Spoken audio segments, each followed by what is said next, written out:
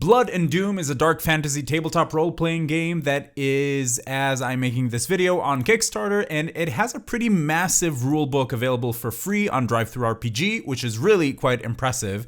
And I'm not getting paid by them or affiliated with them in any way. This is just a game that caught my attention. Actually, what caught my attention is that I saw that the guy from Runehammer, whose name escapes me right now, but the guy who did Index Card RPG, which is a game I really like, he did their character sheet design. So I was like, if he's involved, this should be interesting. And it is interesting. This is a pretty streamlined rule set for high stakes dramatic action. I'll preface this by saying that I haven't played it just yet. I've read through the rules and played around with it a little bit by myself. This game works with player facing rolls and a D10 dice pool. That means that pretty much all rolling is done by the players, which I really, really like. So for example, if you're attacking, you roll to attack. If you're being attacked, you roll to defend or to dodge. And the Game Master, or Doomsayer, as this game calls it, pretty much only rolls for damage when you get hit. The number you have to beat also is up to the Doomsayer based on the situation, which I also really like. And I feel like it would make battles flow faster and be more cinematic. What I said there is true, but I wanted to make sure I'm explaining myself right. Each monster block, like stat block that you can use, does have a default difficulty for every type of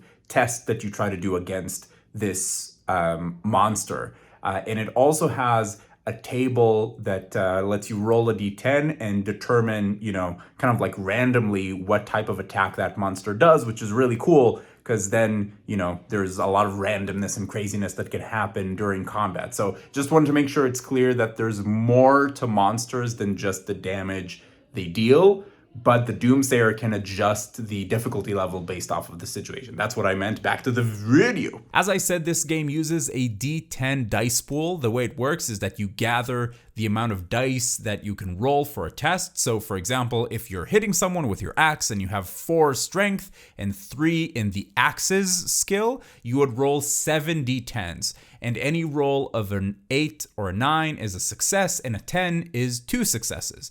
The Doomsayer will tell you how many successes you need. A standard test would require 2. An extremely hard one would require like 5. There are, of course, also other conditions that could give you an extra D10 or take one away depending on the fiction, kind of like advantage and disadvantage. There's also a momentum system, meaning that every success that you get beyond the amount you need counts as something called momentum, which you can use to do cool stuff like more damage or just generally do better at the thing you were trying to do. One of the d10s you roll is always a different color. That is the setback die. And if you roll low on that, I think under a 3, then something bad happens, usually something narratively bad.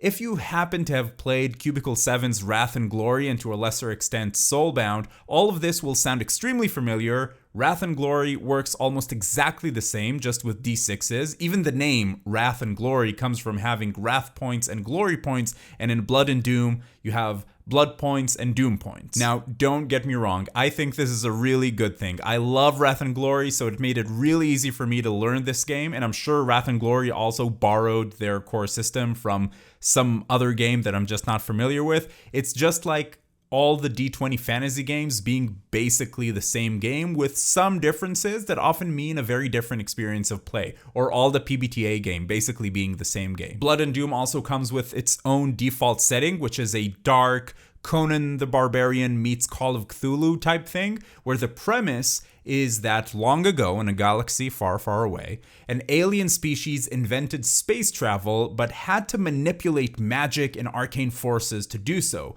This effort had a nasty side effect of breaking reality a little, and then a lot, as these Lovecraftian interdimensional entities, which will later be known as the Heralds of Doom, made their way into the real world and took shapes that reflected the nightmares of this alien race.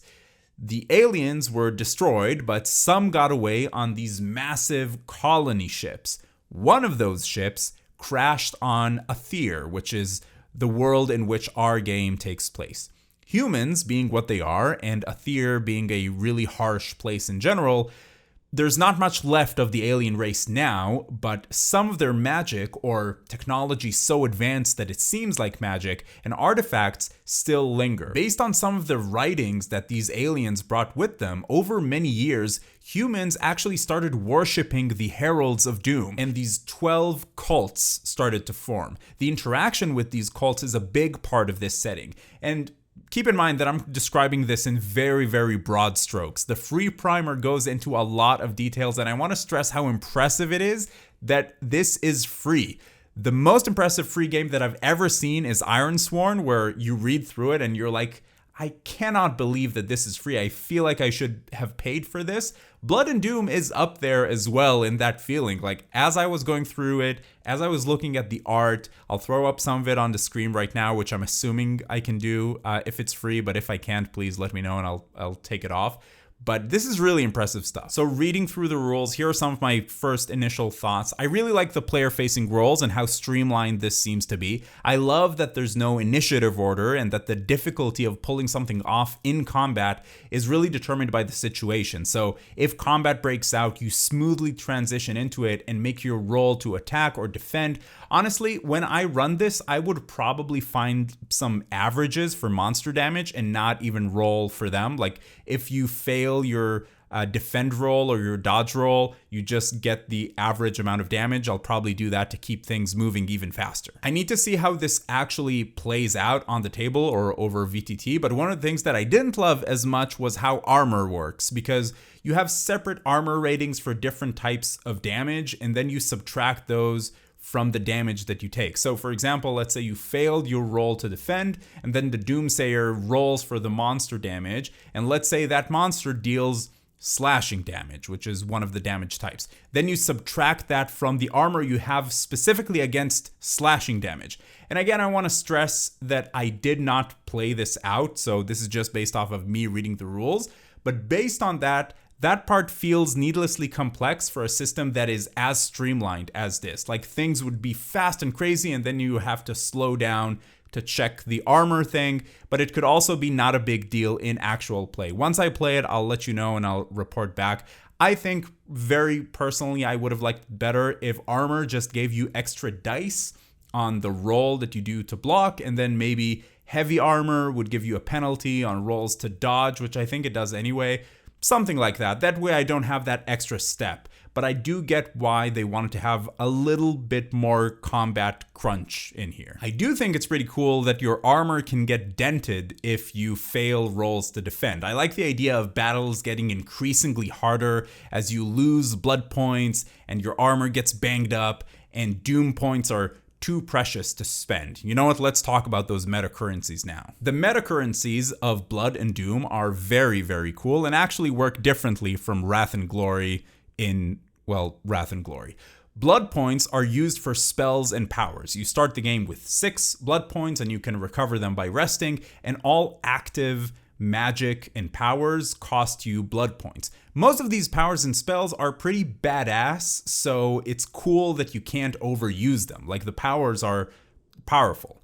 Doom points can be used to re-roll failures or roll a minimum of 5 dice when you roll for a skill that you're bad at. So let's say that you're doing a strength roll to lift something heavy, but you suck at strength and you only have 3 dice to roll.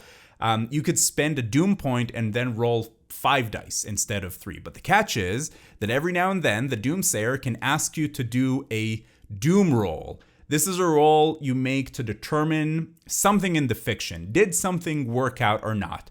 Did the cult finish the ritual? Is the victim still alive? Whatever.